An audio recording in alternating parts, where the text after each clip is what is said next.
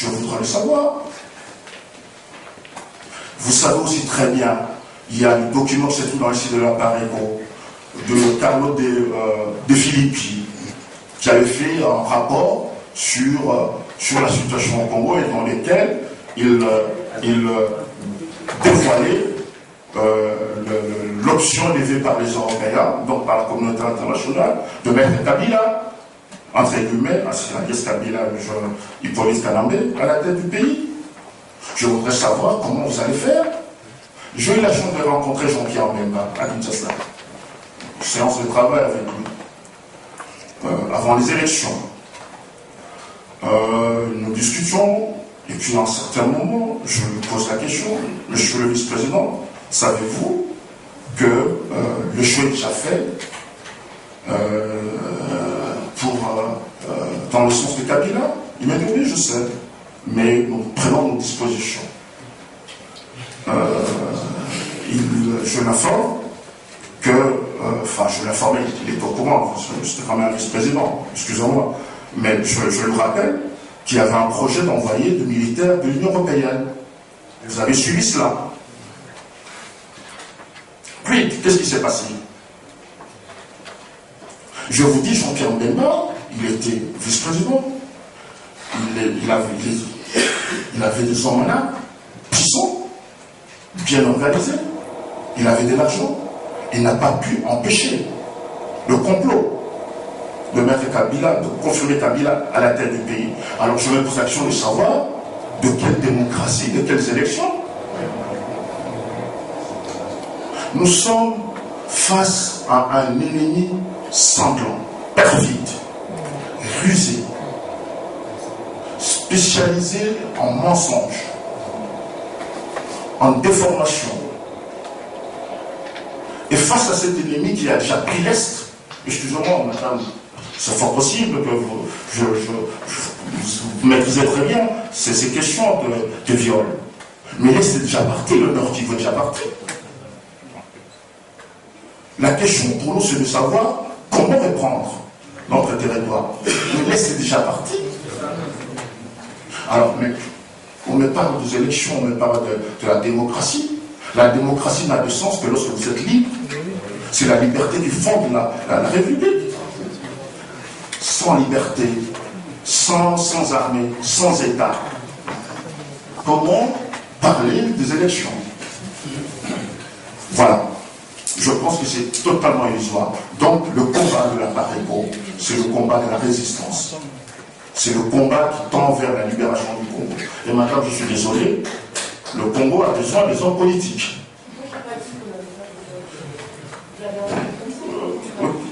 Mais le Congo a besoin des hommes politiques. Le Congo a besoin des hommes politiques parce qu'il y a pas de développement sans État organisé. Donc voilà, je pense que c'est quand même un élément important. Un deuxième point sur lequel je voudrais bien m'entretenir avec vous très rapidement aussi pour vous laisser la parole, c'est quelles sont les conditions éventuelles que la résistance doit mener pour s'apprécier. Je crois que ça a été dit par les intervenants, il y a d'abord une prise de conscience. Je suis désolé de constater que nous sommes parfois insouciants, inconscients, irresponsables. Il faut qu'il y ait un éveil de conscience. Le premier travail de la Pareco a été celui-là. Vraiment, moi j'étais à Kinshasa depuis février 2006. Je vais quasiment entre guillemets en clandestinité. Je faisais des travaux de la Pareco sur place. Je suis rentré en 2009, fin novembre, début décembre. Il faut conscientiser les gens. Les gens ne se rendent pas compte de la gravité de la situation. Première condition. Deuxième condition, il faut l'unité.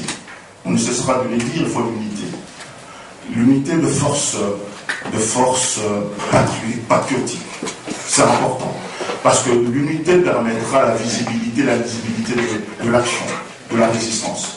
Vous savez, nous souffrons aujourd'hui de mêmes mots que, entre guillemets, à l'époque de l'UDPS. Moi qui vous parle, j'ai été un anti-Mobutu, vous ne pouvez pas vous imaginer. je suis parmi les gens qui ont fait que l'UDPS puisse exister en Europe sans y être membre. Je suis parmi les gens qui ont porté l'opposition extérieure à un niveau qui était le sien. J'ai un parcours politique important. Les gens qui sont à Kinshasa, ceux qui sont devenus ministres et ceux qui ne sont pas devenus ministres, ils savent, ils me connaissent. Mais nous souffrons, nous commençons à souffrir de mes mots. J'ai entendu ici, mais oui, mais moi, là, il a été mobiliste. J'entends ici et là, oui, mais il est responsable. Mais vous savez, personne n'a demandé à M. Mwanda de faire ce qu'il est en train de faire, de prendre conscience. La voie qu'il choisit, c'est la voie la plus difficile pour lui et pour sa famille.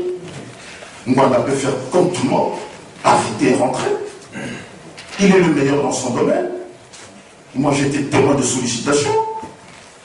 Il peut rentrer, comme tout le monde, retrouver la pleine propriété de ses biens, avec un chèque, avec une fonction, et oublier, parce que les autres sont là. Et voilà. C'est une réalité.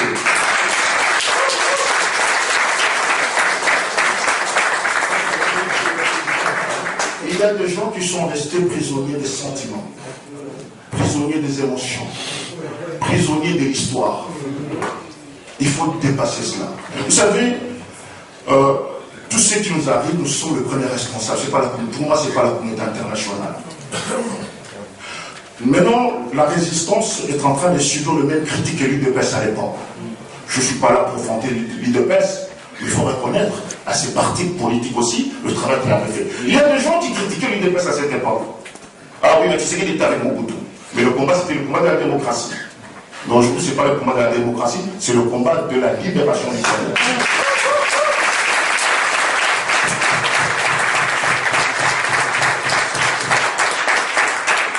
Donc, il faudrait que chacun de nous puisse intérioriser ces données.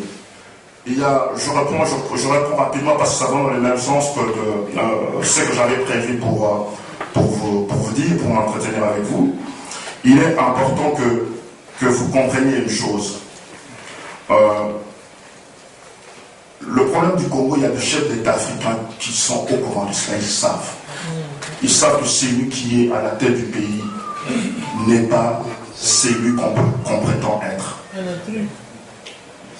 Il s'est fait appeler Joseph Kabila, en réalité, c'est Hippolyte Kama. Certains chefs d'État le savent. Je ne vais pas vous citer les noms. Mais ils nous disent, c'est votre problème. Ça va de la responsabilité de Congolais. Personne ne nous donnera ces hommes pour venir libérer le Congo. Personne. Il n'y a que nous-mêmes. Donc c'est un élément important. C'est une vérité. Deuxième vérité que vous devez intérioriser de manière permanente. Il y a un complot, et ce complot a pour but l'affaiblissement du Congo, la captation des richesses du Congo et, in fine, à la fin, la balkanisation du Congo. Disparition. Et je vous dis, regardez la position géostratégique du Congo, vous comprendrez beaucoup de choses. Que ce soit au nord, à l'est, à l'ouest, vous comprendrez beaucoup de choses. Ce sont des données importantes que vous devez intérioriser. Et enfin, je voudrais dire tout simplement ceci. Moi, je suis très content que je vois la salle, en tout cas, les gens sont attentifs. J'écoutais avec attention toutes les questions qui ont été posées avec pertinence. C'est bien, mais ça ne suffit pas. Tout à l'heure, madame parlait de son journal, dit 20 euros. Vous savez, la libération ne descendra pas du ciel. Hein? Pourquoi? Parce qu'il faut, le moyen. Le moyen, c'est le moyen en homme. C'est le moyen matériel. 2, il faut le réseau. 3, il faut le renseignement. 4, il faut les hommes déterminés. Mais, quel constatons-nous? Beaucoup d'entre nous font de la résistance théorique. On parle, on disserte, on discute, on condamne, on rentre chez soi, on dort. Lorsqu'on veut faire un appel de fonds, personne ne bouge. Rappelez-vous, c'est écrit, il y a des écrits. Les Tutsis, tous sans exception, même ceux qui étaient au Congo, ils avaient financé le Front patriotique rwandais en millions d'euros, en millions de dollars. Tous, à travers la diaspora Tutsi. Mais chez nous, le genre, une indifférence totale. Donc, je finis par là pour vous laisser le temps qu'on se pose des questions, qu'on débatte. Je ne voulais vraiment pas moi faire un discours. En tout cas, merci M. Gana de m'avoir donné l'opportunité de poser la question. Encore un grand merci à toutes les personnes qui ont contribué justement à la mise en place de cette conférence. Un grand merci à Mme Elsa, dont j'ai eu le privilège d'échanger avec elle. En fait, ma remarque, excusez-moi, ce n'est pas une question, c'est j'aimerais l'adresser aux aînés qui sont ici présents. Je pense que vous aurez l'opportunité d'appuyer ma démarche. En effet, aujourd'hui, le Congo souffre, mais le Congo souffre en problème de leadership. Peut-être qu'il y a beaucoup trop de leaders, c'est pour cette raison que le Congo a du mal à s'en sortir.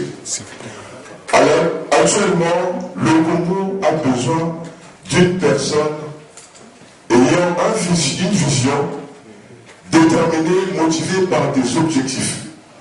Et non des pseudo-directeurs d'un mouvement constitué de 2-3 personnes qui se surnomment eux-mêmes leaders. Être directeur ne veut pas dire être leader. Nous avons besoin tout simplement d'un leader ayant une vision capable de se faire comprendre entre nous, un leader capable de dire les choses comme il se doit, un leader capable de fédérer les Congolais et un leader qui prend les choses en main. Toutes les personnes ayant une motivation quelconque, une ambition, une volonté d'agir pour le Congo, travaillez votre conscience, travaillez votre personnalité.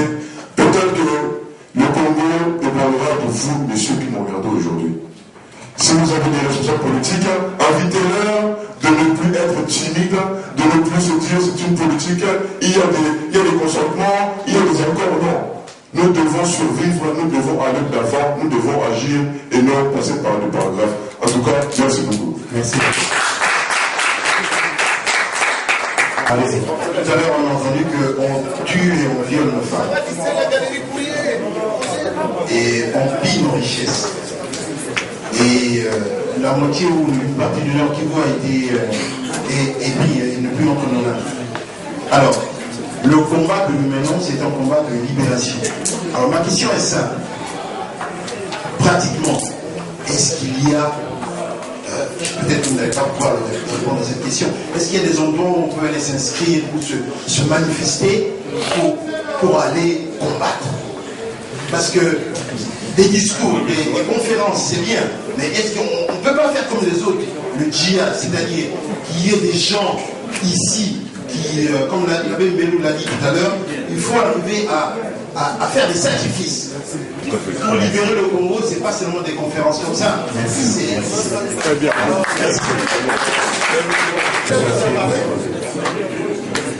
Merci de m'avoir accordé la parole. Je suis M. Opal Clément. Je suis membre de l'IREC de M. Gachala, Oscar. Je pense que la plupart de nos compatriotes aussi ont suivi.